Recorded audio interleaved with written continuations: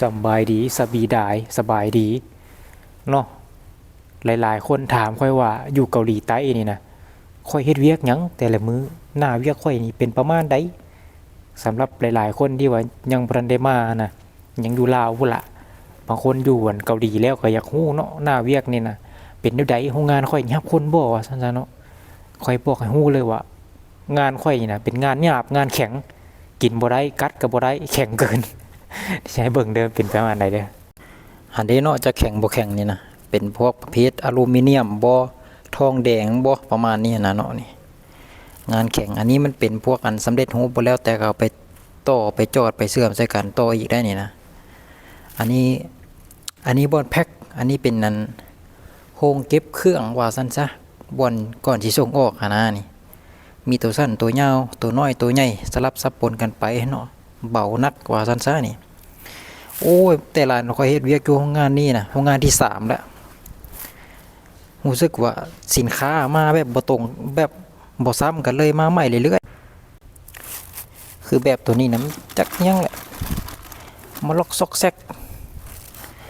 นักเติบได้นี่ก็อันนี้บ่นักซ้ำทองแดงอันนี้บ่แม่นทองแดงมันสิเป็นประเภทอลูมิเนียมบ่มีหยังก็บ่ฮู้หลายแนวนะนับบ่ถ้วนเลยว่ามันเป็นแบบใดเขาออกแบบมาแล้วแต่ขึ้นกับออเดอร์ว่าซั่นซะเนาะอันนี้นะสไตล์แบบว่าเป็นนั่นแบบนี้แหละแล้วสรุปแล้วมันแม่นยังแหละก็คือค่อยกับโบฮู้รายละเอียดปานใดเนาะมีแต่เฮ็ดแล้วก็เฮ็ดไปเฮ็ดเวียกกันนะแต่ว่า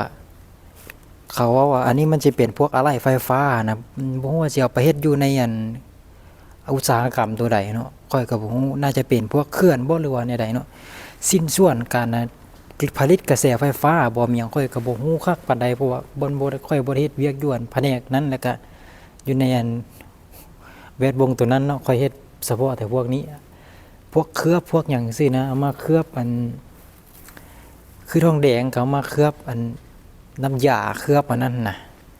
ให้มันนั้นละเอียดให้มันงามให้มันอันนั้นน่ะนี่คือตัวนี้คือกันจักมันแม่นหยังนะก็บ่ฮู้คือกัน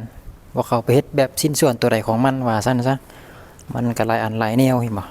ฮะ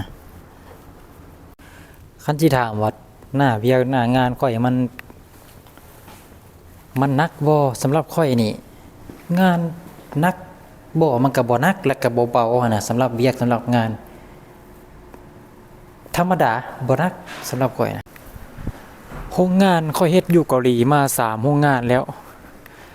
ทั้ง3โรงงานเรื่องหน้างานนี่ค่อยว่าค่อยสู้ได้แต่ว่ามันสิอึดอัดแล้วก็อยู่กดดันนำคนหลายกว่าได้เฮาสิเกินเนื้อเกินตัวแล้วก็เฮ็ดอันนั้นน่ะหลายมันก็บ่ได้แบบคือเฮาอยากให้ผู้ใดบ่แบบบ่พอใจผู้ใดผู้หนึ่งเฮาสิไป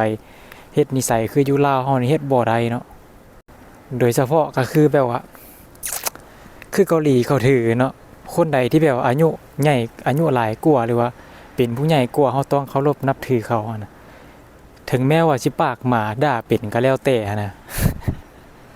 บ่คืออยู่ลาวได้เนาะ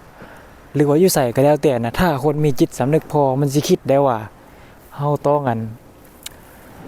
เคารพนับถือให้เกียรติจากคนที่ให้เกียรติและเคารพนับถือเฮาแม่นบ่อันนี้มันถูกต้อง